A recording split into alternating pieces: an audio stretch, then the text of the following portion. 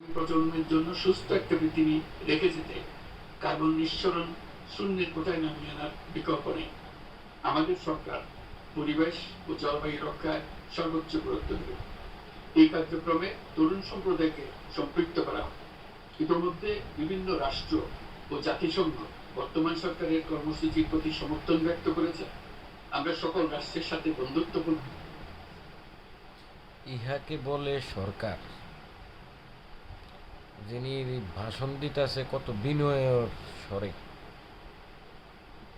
আর আগের জন শেখ হাসিনাও ছিল সরকার, মাইকটা লয়ে এই খালি ধমকাইতো। আর উনি কত সুন্দর করে বুঝাই দিতেছে। ডক্টর ইউনুস, মন থেকে আমি ওনার এই সরকার হিসাবে মানি।